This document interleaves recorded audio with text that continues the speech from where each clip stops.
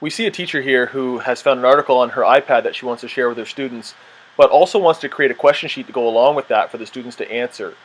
Now, one of the questions that I get a lot is, how do I transfer things that I've made in my favorite word processor to a student's iDevice? And I think that Dropbox offers a cost-effective and pretty convenient way to do those things. So the first thing you're going to want to do with your word processing document is go ahead and save it as a PDF. PDFs work really well on iDevices, especially in iBooks, and they also make it easy to take advantage of some of the built-in accessibility on those devices. So when she's prompted where to save this, she's going to go ahead and select the Dropbox and, of course, the shared folder that she has with those students' iPods.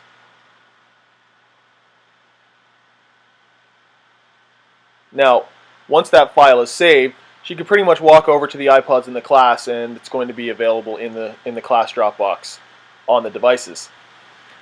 Now, step one is accomplished. You've gotten your question sheet onto the devices, but the next thing is, well, how do I make it accessible to my students, and how do I sort of work with it? And what you're most likely going to want to do is actually open it in an application like iBooks, which not only manages PDFs really well, but like I said, also takes advantage of the speak selection features, so the article or the questions can be read to the student, which is quite handy. But if it's an assignment or an activity where you need input back from the students, then you're going to have to open that article in something else as well, something that can annotate onto PDFs.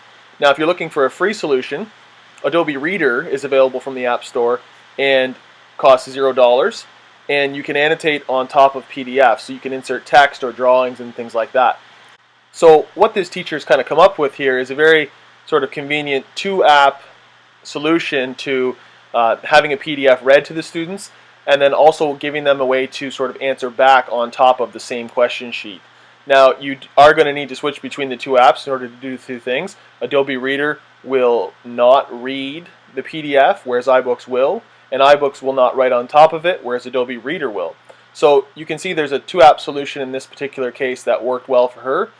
And the next step in this particular case would be, okay, how do I get the article that I had found to my students? What's the most convenient way in my class of 15 kids to get them all the exact same article? Okay guys, listen up.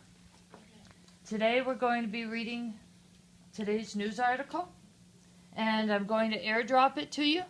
So, are you ready? Okay, we just need to wait for them to pop up. Okay, here we go. So as you can see here, because the students are on the same Wi-Fi and in the proximity to the teacher's iPad, she can airdrop the exact Safari link directly to them. And because the iDevices are accessible inherently by nature, the students will be able to open that and then select the article and listen to it through their headphones. So now they have the article, a question sheet, and an application that can actually take their answers back to the teacher. And for some of them, they'll be using Siri, so they'll be using speech to text, which is also very convenient.